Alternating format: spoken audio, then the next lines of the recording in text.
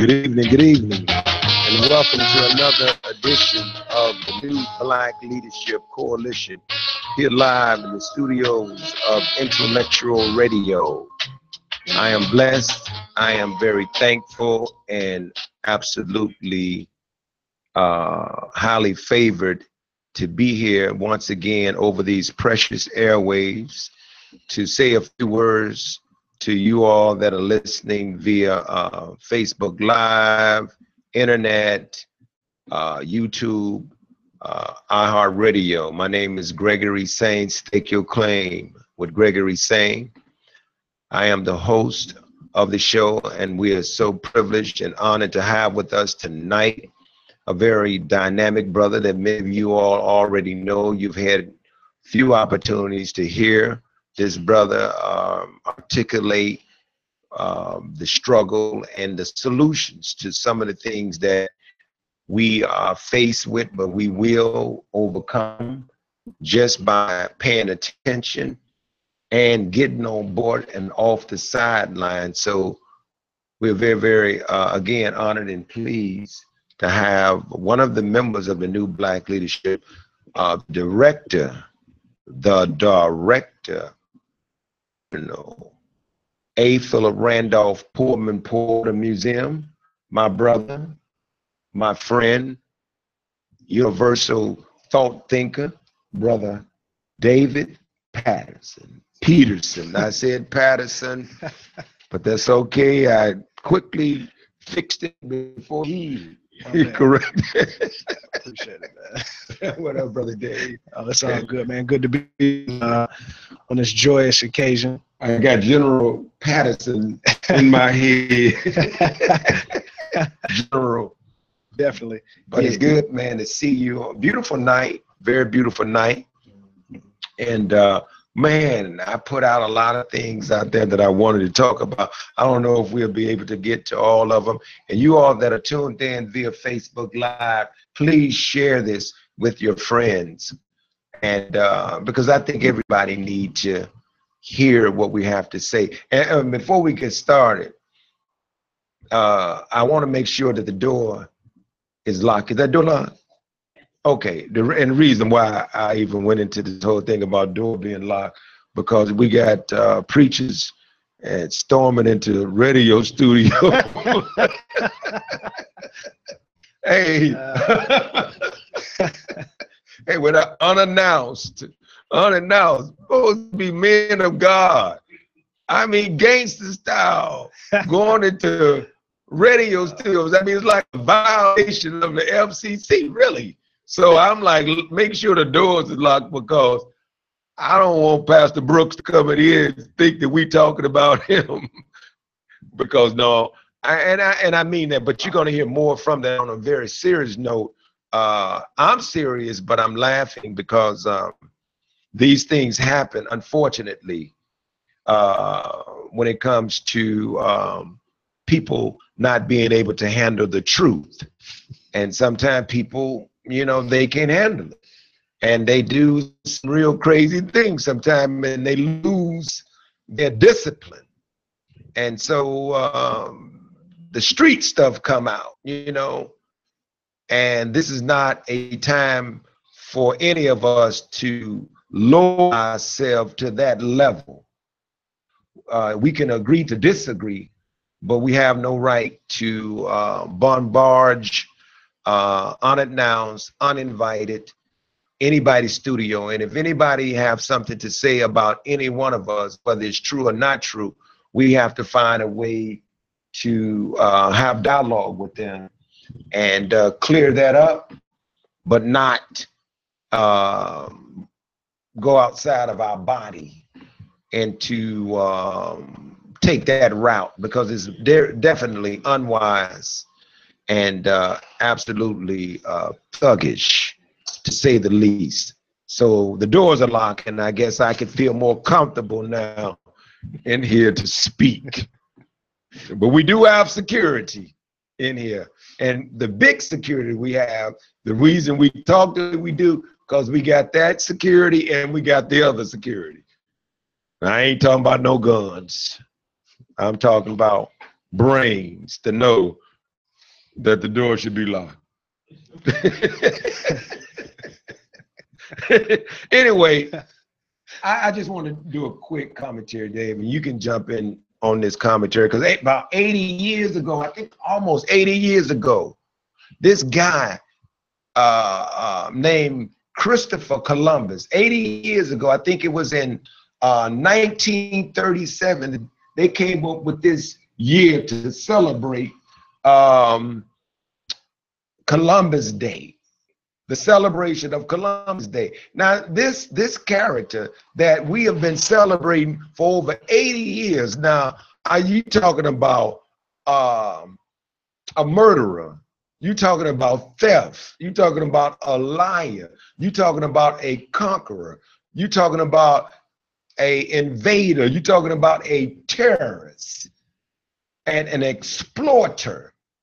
And we are still celebrating his voyage to America, and he never, ever, I mean, he got lost, thought he was in India. You know the whole story, right? But Dave, you chime in when you want, but I do want to say this, and I said this to a group of people I was speaking to today.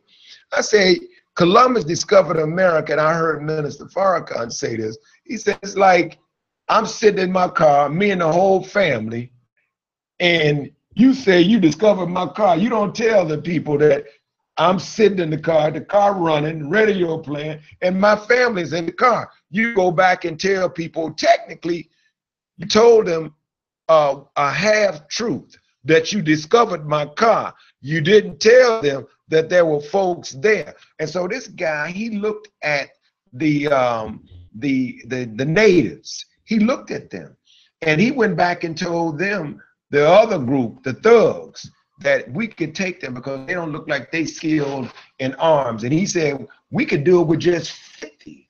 With just 50 men, we can go and pretty much wipe them out. I mean, the guy had a plan and lied, but isn't it amazing that on this beautiful day, we still celebrating this guy? I mean, yeah, and it's a testament to the values of the country, you know what I mean, of those in education in the country, you know what I mean, that they would continue to tell revisionist history at the end of the day, you know what I mean. And that's why we can't get mad right at this point anymore. It's, I mean, like, it's been 80 years. What you still mad for? You already see they've shown you over and over and over again who they are. You know, my grandma used to always say, everybody, grandma say, when somebody show you you are, believe them. These people have continuously showed us who they are, and we sit up here still mad about people, this flag thing. Right. Why are you still mad about it? You That's already right. know what it is. You understand the landscape, and the documents that you can read already articulate to you that they look at you 3/4 of a man. And they're not about to change it. It's not about to change. They're going to live this lie all the way. I mean, what have they ever changed that they know is a lie, that they know is not right? They've taken this whole thing with Kaepernick and made it about the flag. It was never about the flag. It ain't about the uniform. It's one thing if they was trashing the military, then they would be having on, you know, army apparel and doing something stupid with that. No, they got on their knees to protest the injustice when it comes to injustice, period, whether it's the judge, whether it's the prosecutor, or whether it's a police officer or whoever it is that does something wrong and get away with it, and black life has no value in it, and they break the law. And this man did that to stand up because he said the flag supposed to represent freedom, justice, and equality for all. Mm-hmm. And it don't. Mm-hmm. So the flag was a way to get their attention. These folks got the audacity to now punish. The vice president goes to a football game. He's wasted $250,000 just to turn around and go back, and that's all right. I mean, we got a lot of issues right now. They have not used the word domestic terrorist for this guy that terrorized and murdered all of those people in Las Vegas. They trying to figure out now, does he have a mental problem? Going back, I mean, it's really sad. It's double standard. And that's all we doing as new black leaders, as voices out here to point out the hypocrisy. But I like what you said, Dave. What do we do in the meantime? If they telling the story, they're controlling the airwaves. This holiday, it's obvious that it wasn't challenged by, well, I don't know any major politician have gone on the floor and said I know there are some cities that they have abolished this because they are celebrating the people, the Indigenous People Day. That's what they call it. But what do we do as black folks to know? You said, I don't blame them. Right. So do we ignore it when we off, or do we teach our children the truth? Yeah, I think it's definitely teaching our children the truth, and teaching, just our people in general when to activate. Like we get activated around things that give us a temporary fix. Right. You know what I mean? Things that need surgery, we're comfortable putting Band-Aids on. So we can protest about, the kneeling of flag and make this a whole big issue and all that, right? But nobody talks about this Columbus deal. You know what I mean? Today, I had an opportunity to go to the African Holocaust Memorial Commission's event, their 24th annual MAFA observance program. Basically using this as a day of observance for the African Holocaust. That was at the Center for Inner City Studies. And I'm glad I had an opportunity to go there. And one of the things that they were talking about was domestic terrorism. How do we prepare for it as black people? You know what I mean? And just coming to that understanding and realization that a lot of these things aren't going on specifically in our neighborhood. So people aren't, terrorists aren't coming over to the black neighborhood saying, we're about to blow up something over here. They're going to the big sporting events. They're going to this, they're going to that. And they're trying to prepare people. How do we deal with that when that type of stuff happens? In the event it begins to happen now, because they're saying now that ISIS has been telling people, okay, well, we don't have the resources to do the big stuff anymore. So use whatever you got, just to get it done. So they got people hopping out of trucks, just hopping out with knives, going to stab people and stuff. You know what I mean? And we as a black people, we can't become so passive and docile that we're not prepared to disarm someone like that. You know what I mean? So for us, we have to increase our capacity to defend ourselves. And in addition to that, our capacity to teach the correct history. You know what I mean? Our children shouldn't be thinking that this gentleman is the person who's responsible for founding America when there was African presence here already. You know what I mean? I mean, literal pyramids built by our people over here before he even got here.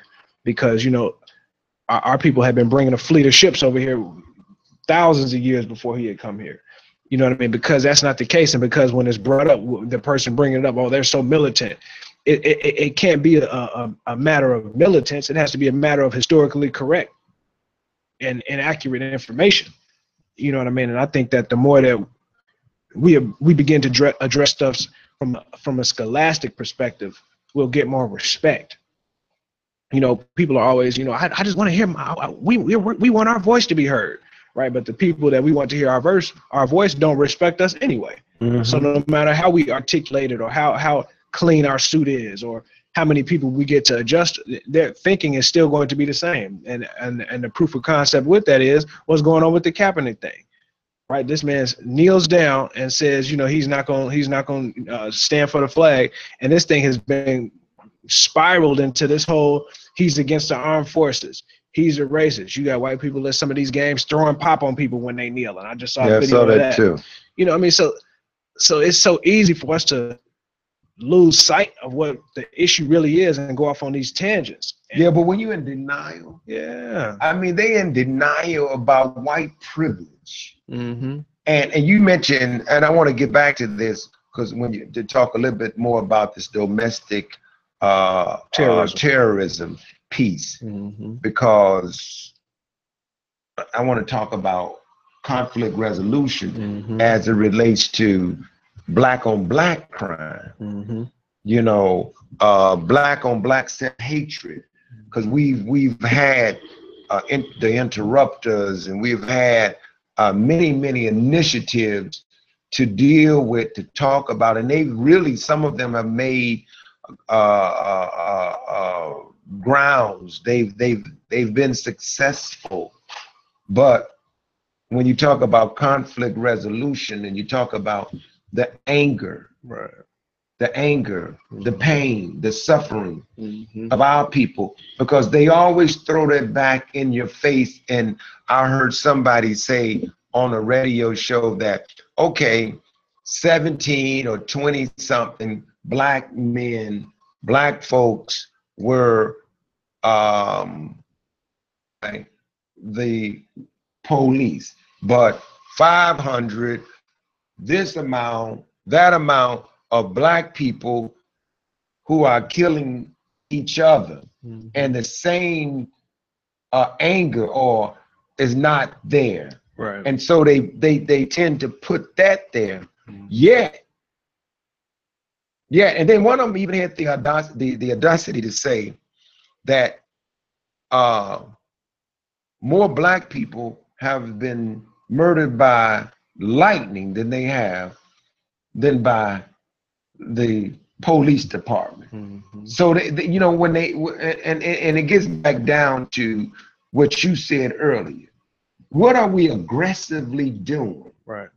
To really, are we? And so it's a twofold question. What are we aggressively doing to fix what's wrong with us, our family, our community, you know, our struggle, our challenges? What are we aggressively doing? Because it appears to me that we are all over the place and we're not focused. So we got an economic crisis. We got a housing crisis. I can't even talk about the political stuff because most of what I see happening is we are coexisting in a system that really, our struggle, our plight is not their priority, and it shouldn't be. It never have been. Right. And so what should we be doing? Right. And I mean, do we need to be doing something to the extreme? I mean, you know, in terms of economics, in terms of doing for self. I mean, it goes back to the historical context. Everything always goes back to that. You know what I mean? So because there's revisionist history, the pedestal, the people, the activists, the leaders, you know what I mean, who've done nothing but offer us provocative speech. And that's just the truth of it. You know what I mean? There's some great orators that I you know, study, admire, look up to, all of that. You know what I mean? But at the end of the day, there are very few people that have a proof of concept of what it is that they were able to accomplish. And what stops them though? In our history for liberation for our people. I mean, is it fear? Or are they get to the mountaintop and they stop, or do they take us so far that the disciples that supposed to have be with them, they don't carry it the rest of the way? Because I mean, although they are great orators, they, you know, it's like somebody that write the song and there's somebody that sing the song. Right. So everybody has a role to play. Yeah, I think it just really comes from people just not being like, everybody wants to be something. But how many people are supposed to be something? You know what I mean? We don't prepare ourselves or our people for power. And that's why when we get in we have self-appointed people in positions of power, meaning that you're not necessarily qualified to be in that seat. But do they? Now, that's a good thing. I mean, that's why they don't know what to do when they get there. Do they have power? You know, we used to hear the term black power. Yeah. So, but knowledge is power. Absolutely. So when we talk about power, right, they talk about the spending power, the voting power. Right. So we got power, right, but it's not respected, or have our power ever been really used? They said we use our power to put a black man into office, but it's other people help with that. But see, that's what I mean. When that leadership voice is a voice of someone who's pontificating and doesn't necessarily have the acumen in that area, they will lead you wrong unconsciously. Right. So the fact that that's even the narrative that is consistently used, spending power, spending power, spending power. There is no power in spending if you're not producing anything. Teach. You're simply just throwing money down the drain. No matter where you're spending it, if you don't, if you're not producing anything, you don't have power. But you said there's no power when they say how much spending power. Yeah, people always say, you go in another neighborhood and the dollar don't leave. But the black neighborhood, the dollar leaves as soon as you spend it. You go in another neighborhood and it circles around 3-4 times. That's because in that neighborhood they have producers. There's somebody who owns a corner store. There's somebody who owns a fast food restaurant. There's somebody who owns this. They own that. So of course they can circulate their money because they are producers. They have the capacity to keep a dollar within a community environment, right? We don't have that capacity. So we can't get mad at that. We need to be mad at the people who allow those businesses to come into the neighborhood, who empower those people to come into the neighborhood, who use even TIF funds and menu budget funds to keep those businesses in place. Now remember, part of what we as new black leaders have pointed out in our mission statement is one of the operative words here that we need to put, and there's no accountability. So anybody could pop up. Some have been around for a long time, hustling and pimping the cause, and you have not at all. You say, well, you can't blame this individual or that individual. I really was about to call y'all name, but I'm not going to even do that tonight because it's not even worth it. But people know that there are individuals who say that they are disciples of the movement, whether they call themselves civil rights leaders or activists or organizers and etc., or whatever they would like to be called. They have not moved the needle. And now there are people who give them their accolades and say, well, I'm not going to say they haven't done anything. But see, then the but comes in. So, I mean, it makes sense to do enough. Right. But you had to do something so that they didn't come to visit you at your house. Maybe some of them got visits, but then people decided to just say, forget them. Let's focus on what we need to do. Because they're going to be who they are. They're not the ones, and they're going to have to deal with God for all of that they have done to deceive the people. And because but what are we gonna do? Yeah, and because this misinformation is such a trend, we consistently miss opportunities to elevate ourselves to a regal existence. Primary example, right? You have the main places, the main platforms that you see these mass protests going on are in the entertainment field. Right. Sports arenas, entertainment, right? When years ago, a gentleman, I forgot the gentleman's name, but he already wrote a book about $40 million slaves, right? Now, all of a sudden, everybody's, all activists and this and that, right? But at the same time, if those people with the capital got with the people in our community who had the capacity to know what to do with the money, we could easily solve all of our problems. You know what I mean? The young brother Chance did a wonderful thing. He gave $3 million. You know what I mean? He just started making some money, and he could give away $3 million. If he being that young can come in and say, you know what, I'm going to take this right now and then put this toward that, then he should be commended. But then on that's a two-edged sword, though, right? Because on the flip side, he could have taken that same $3 million and put that directly into a community that will directly impact our community. Had the financial people get with him and say, okay, we're going to take a little bit of this and put this right here. We're going to take a little bit of this, put this right here. Within 2 years, this will turn into this. Then we won't have to ask somebody for nothing else ever again, right? We literally just watched them throw rocks at a giant. Because when you understand the numbers that's going on with the CPS deficit, you understand that $3 million ain't nothing. to what they're really behind. You know what I mean? So at the end of the day, yes, it will help kids, you know what I mean, as far as in reaching the arts programs and things of that nature. But how much more could it have done if he had connected with the financial people who have financial literacy and said, look, I can put about $1 million of that just into stocks. You know what I mean? And then turn this into, I mean, we can quadruple this. You know what I mean? Take another $1 million and put this towards, you know, fundraising or whatever, and then take another $1 million and then use that for the programmatic piece. Right. And so you know what I mean? I'm glad you said that. So, and that's where the hypocrisy comes in. All of this money that is going toward this or going toward that. But here we talk about, you mentioned CPS or education period, teachers, what they make versus what other people make. How much money sports figures, entertainers make. Absolutely. Right. And yet, you know, we crying about them taking a knee. Right. But you ain't really about educating the people, and that all that you say this flag represents, you're doing everything under the sun to keep people oppressed. Yeah. I mean, there's actual documents that say that you're not supposed to have the American flag on napkins and be selling it and wearing it and all that. Trump got it on his hat. And they have broken all of those real rules, right? But now all of a sudden you nitpicking about disrespecting the flag because someone takes a knee. Ironically, of all the things that they say in the document, I forgot what it was. If it was the flag, but the flag code, out of all of those things, taking a knee was not one of them.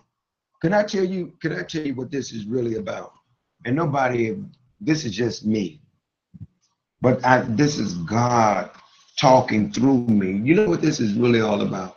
When you have a revolt, plantation, rebellion. This is, you mentioned the 40 million slave book, right? $40 million slaves. This is a revolt. Now think about the place.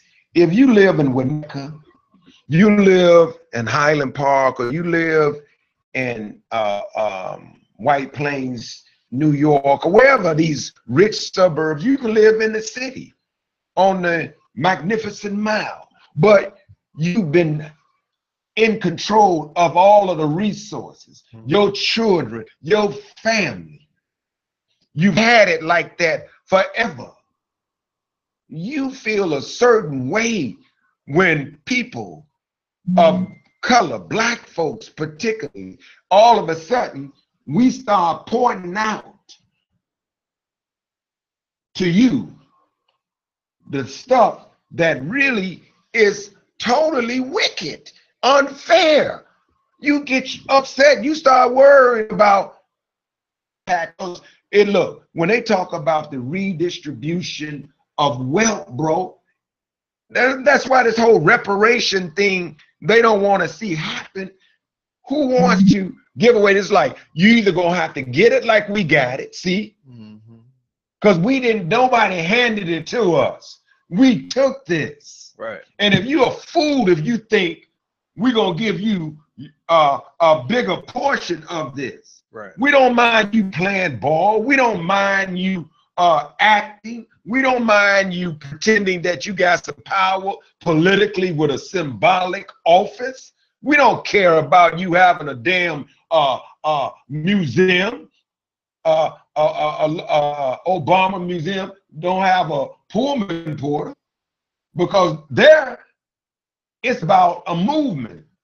I mean, I know people got their differences about this whole piece of how much money coming into Woodlawn in the city. That's another conversation that we'll have to have. Right. But my point is back to the real reason why when you listen to the news, that ain't news, but that garbage that these what do you call these clowns that's on television? Commentators. When you listen to them, what they're doing is they do everything they can to keep the conversation from pointing out white privilege, from pointing out hypocrisy and double standards. And America is never going to get any healthier by continuing to do this. Man, people sick and tired of it. This ain't about race.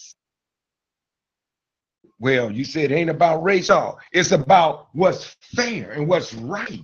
And if you happen to be over here or there, then so be it. If the shoe don't fit, damn it, don't wear it.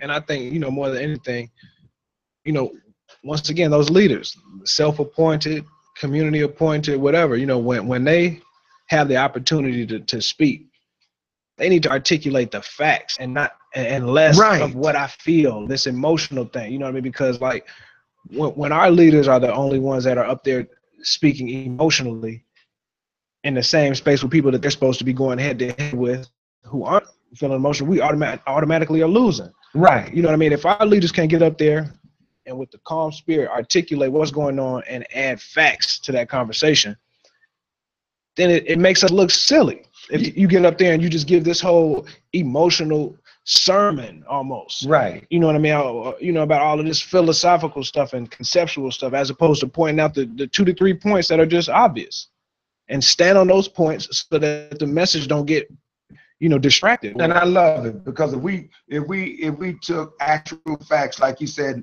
and we looked at who gets what, and we say, look at this, Walsh Construction Company, look how much money they get. And you can't tell me you can't find black folks to do everything that somebody else is getting money for. That's just one. That's these contracts that's federal, that state and city, and they get them, right? You pointed out. But let me ask you this question, David. Now I know this is tough for some people to swallow, but I've said this over these airways before. And if you don't, it's not a metaphor either. So I see the title of the Honorable Minister Farrakhan's speech or talk for the anniversary of the Million Man March, the Day of Atonement. And the title is "Or Death." Now, when you hear that, separation or death,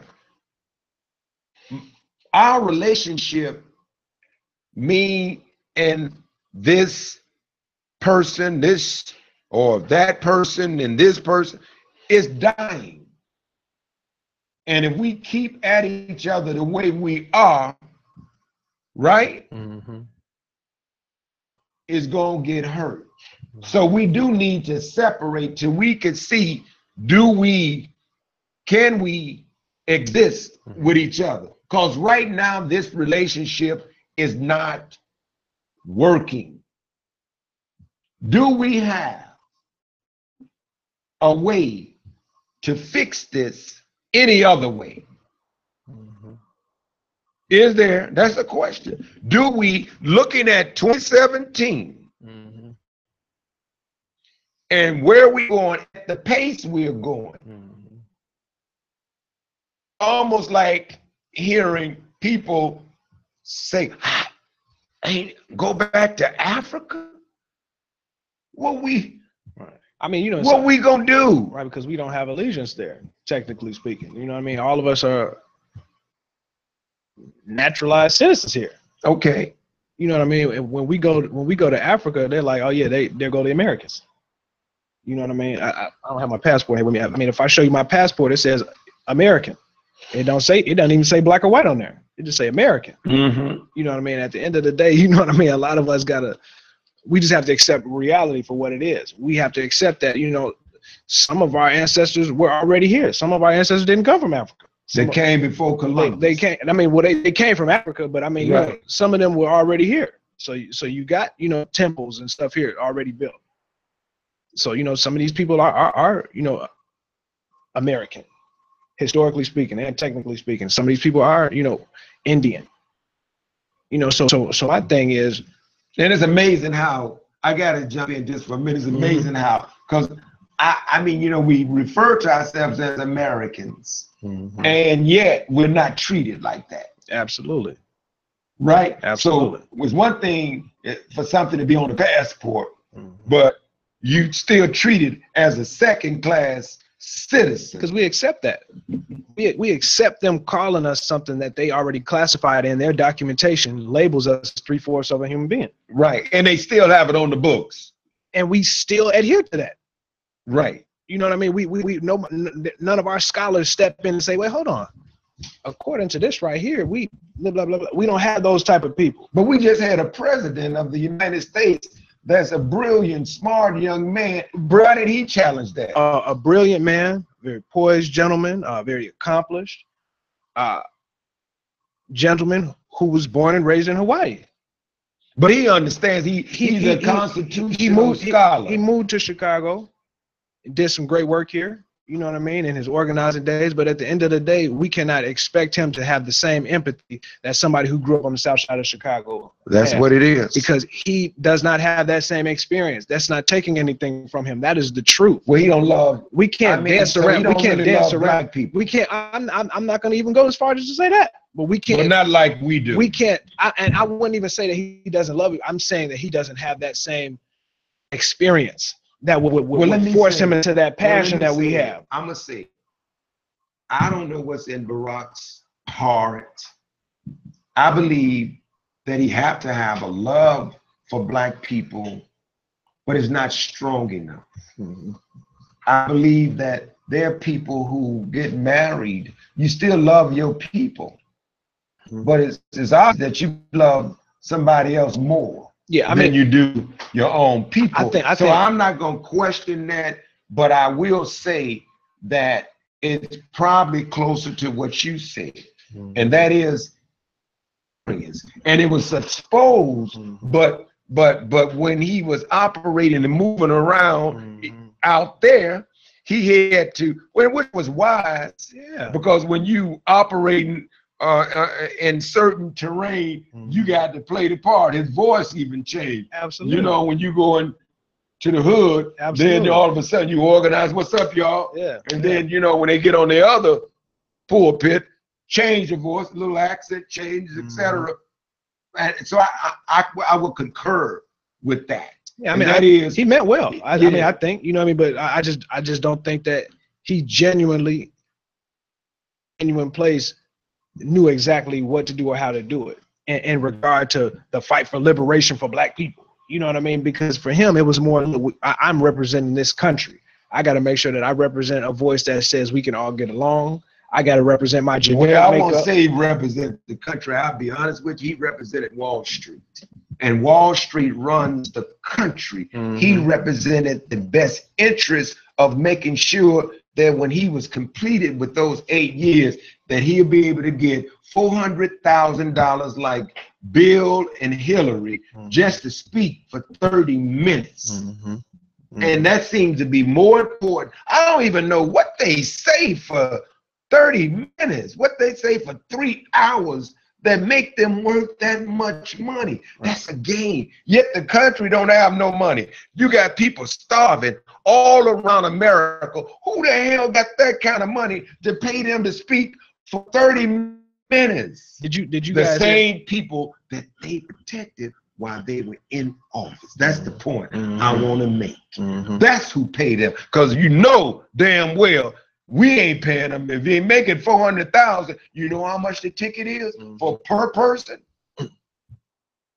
30,000. Wow. So have you guys seen the conference area where you know they were having a conversation about the Obama Library Center, the Obama Center coming, right? And the people were like, well, you know, we need a CBA, you know, we need a community benefits agreement, and his response was, well, we're not really going to use that for a project like this. This isn't the type of project that needs a CBA, right? And then, so I'm gonna show you where environment has a little more to do in some cases than race. He said that, right? However, there's a white developer in the city who I will remain nameless, you know, and I've seen him on several occasions in his developments that take place in black communities say that he recognizes the importance of a CBA and has implemented them and made sure that the people in that community have first dibs at jobs because they have that zip code, and that's the CBA, right? So how is it that someone outside of the black community can understand the importance of that, but someone from the community can just so easily look over it?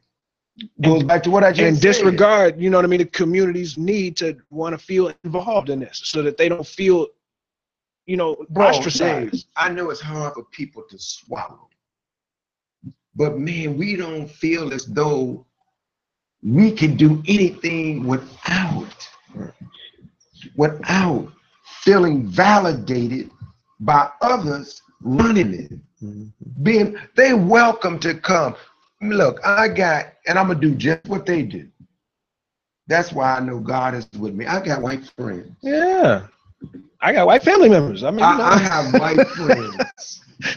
Because, you know, we don't like to hear when they do it. It's like, oh, here they come with the white friend thing. So now the white people watching me going, that's clever. I mean, here's my friend. I mean, more than anything, it's the truth. It's the truth. I got white friends. I got Asian friends. I got all kind of friends. It's 2017. It's impossible for us to have a monolithic. Well, because that's who I am. Yeah. So I've never been that kind of person. But I'd be damned if I am going to deny who I am. Right. Just to have friendship. Right. With whoever. Right. Because it ain't right. Right. And then how do they benefit from me denying who I am?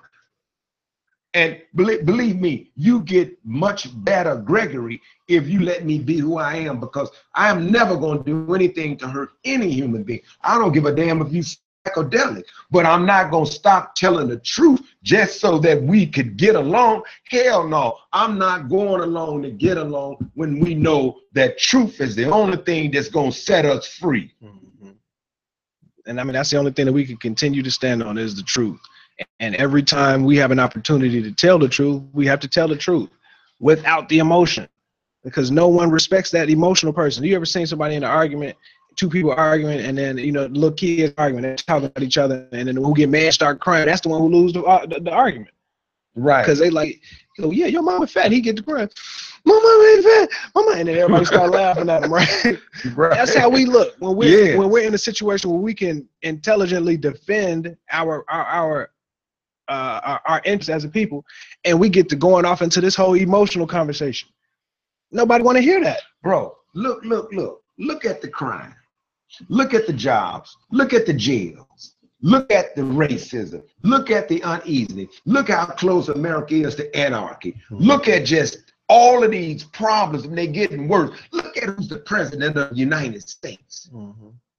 Look at all of the commentators on television playing games, lying, changing in there. Look at the fall. Look at the tornadoes. Look at the hurricane. Look at the earthquake. Look at all of these calamities that's taking place. Damn it, you can't tell me we're not at a place that is close to the end if we don't do something soon. There's no way we can still exist like this. I mean, it's impossible.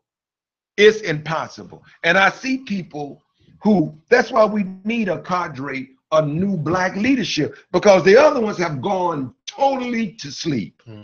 I mean, they done took their bag and went home and they living their life. And you know, they got their bag, and we got some today that are getting bags from individuals, and they going to sleep, but they ain't even putting no work in. They just got a bag to keep quiet. Our influence got to start at high school. You know, we got 16 kids at the museum now. Oh, nice. Working. You know what I mean? After school, 5 to 7:30, and we drilling them with this information. I love it, because by the time they get to college, it's too late. Because now you're taking your electives, you're taking your core competency classes, and you're preparing yourself to go work for someone else and build up their empire, build up their economy. Whereas if we infuse in our kids now, look, you guys got to go and get a job that's gonna help you come back and build up your own community. Now we'll have more people coming back who have the capacity to intelligently articulate themselves and defend a purpose or a premise that is in the best interest of our people. So now when you have an opportunity to go speak to a Trump or anybody that we don't like, you can sit down with that person and articulate what it is that you want and don't want, without you know, feeling obligated to not even have a conversation with somebody, because the people in the background are gonna be like, oh, you a sellout, right? But you're not there on the front lines when we need you. So what gives you the audacity to call somebody a sellout or not? The only thing that I would say that I don't know if you could use the word that I like about Trump, but you gotta like the scriptures of all those people who played a role in that to show the opposite, to show the triumph, to show the defeats, to show the outcome. That's always been like that, right?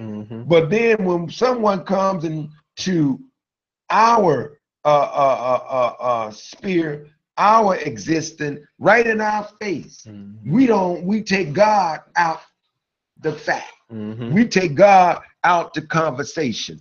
And some people might go, you talk about God all the time. So do God have anything to do with Trump being in? That's why I say the word like. Yeah. So Bill Clinton was horrible, and Hillary would have been worse.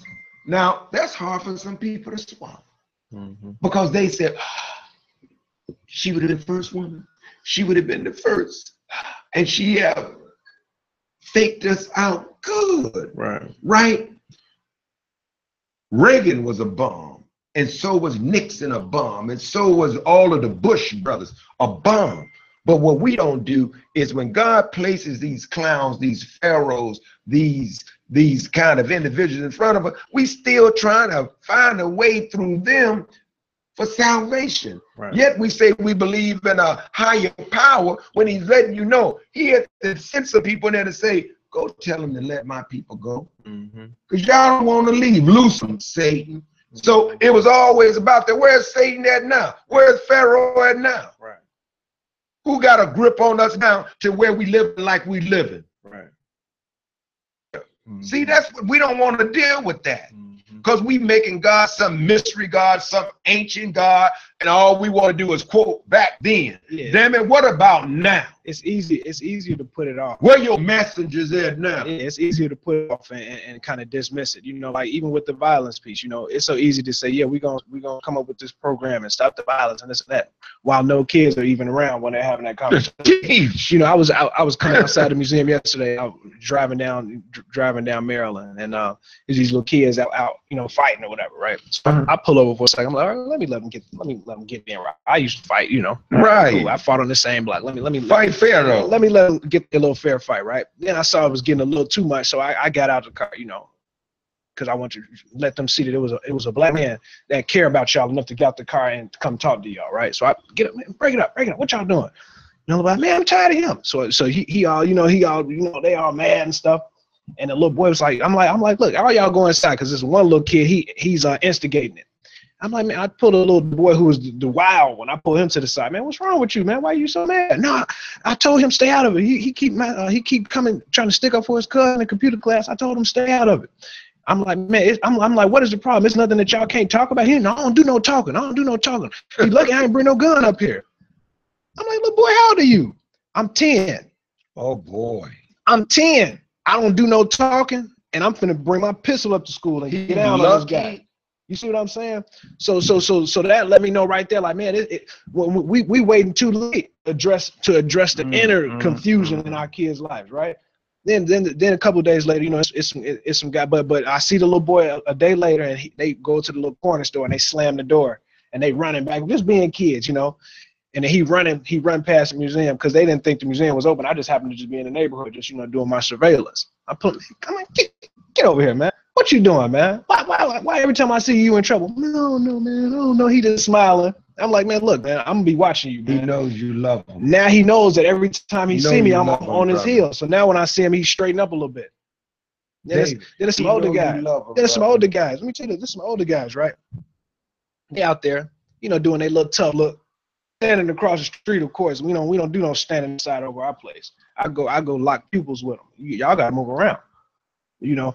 So I tell them, man, come over here, let me holler at y'all, man, you know. And we just talking to them, asking them all how old they are, what school they go to, the whole nine.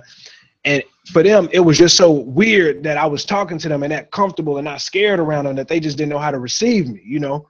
So then after I got through talking to them, then they all, you know, then they just kind of walked off. I didn't have to say y'all need to leave. They just kind of walked off because the energy I gave them was so potent that they didn't want to be a part of that. They wanted to go do what they wanted to do. And that was fine. But for the ones that wanted that love, they know that they can come back and get it. You know, and they were like, well, I'm 19, I need a job. And, you know, with our program, you can be 14 to 18. So now I'm feeling like, damn, see, I should have something for them. I should be able to say, okay, well, I'm going to send you right here. You can go get you a job. I'm going to send you right here and go get you a job. Right. We got to increase our capacity to do that type of stuff. I love it, man. You know what I mean? We could do these programs all day, but these kids need employment and work training programs. You from God, brother. See, but that right there was an act of love in the truest form. And that baby, that 10-year-old that's angry and said what he said, he's only emulating. He's only doing that because that's what he hear and see. That's how we supposedly settle our conflict. Ain't no more putting something on your shoulder or meet me in the, you know, on the football field or whatever it is. So thank you, man, for showing love. And that young man probably will be around more often than you think, because once they hear the voice of God, you know, coming through one of us, they know when they hear that voice. So be prepared. Look, he might have to come in there and sweep, and you have to take a couple of dollars out of your own pocket, period, and give it to them, because sometimes that's all they need is $4 or $5. You give them $5 to sweep. Trust me, he'd be knocking on the door, man, waiting for the next assignment. So I know we just got, how many minutes we got left? About 6 minutes. 5 now. Right. So tomorrow, folks, I want to just make sure I don't want to forget this announcement. Tomorrow at 2 o'clock, 2 p.m., every one of you all need to be listening to the Butt Naked Truth Radio Show tomorrow at 2 p.m. It's going to be an amazing special guest on with Brother Harold Davis, and from the New Black Leadership. Very, very powerful conversation that is really about directing the energy to where it needs to be to make some progress in our community and to address some of the things that is trying to be in the way of progress. And so that's 1570 AM radio tomorrow, the Butt Naked Truth with Brother Harold Davis. You don't want to miss this conversation at all. And I'm not going to miss it. I'm going to, and as a matter of fact, you can tune in if you're in your car or got your smartphone, tune in app, that tune in app, and you can get it. So I just don't want you all to miss that tomorrow. It's going to be a very, very, very good show. And I plan to be listening. It's going to be a surprise, but yet not a surprise. And I don't want to reveal who the guest is going to be tomorrow, because we want to make sure he get there safely. That's God talking. But don't forget, tomorrow at 2 p.m., the Butt Naked Truth. Mr. Harold Davis, you don't want to miss this show. We're going to clear the air. Some things went down last week, Friday. That's why we made sure the doors was locked here, so we wasn't surprised by an unannounced visitor to come in. Earl made sure he kept looking out the window to make sure no cars pull up or no clergy pull up. Anybody that looked like a preacher. Well, I mean, but you know, just on the regular, let it be known, we're not going to tolerate that type of disrespect either, though. So don't come over here looking for something that you don't want to find. Now, on another note, this Saturday, we're having a bike ride in Pullman National Monument, the Pullman National Monument Recycling History Bike Ride. Oh, good. So we're going to have youth out there riding the bikes throughout the neighborhood. So if anybody want to come, you all come on out, look on PullmanPorterMuseum.com. Get ready for the New Black Leadership Leadership Roundtable coming soon. So all the leaders out there who didn't have a chance to make it to the last one, keep your ears to the street. That's right. It's coming up soon. The Economic Roundtable in November. It's coming up. You'll hear more about it. Next week we'll have a time, a date, and a place. The next New Black Leadership Roundtable, which is going to be on economics. Boy, David, that's why I wanted you in the studio. You are the best, brother. My main man. We. Us. As a family. Love you all for tuning in. Uhuru Sasa, freedom now. Hey, Bargane, Hotep, Assalamu alaikum, Shalom. What's up? All in that order. All in that order.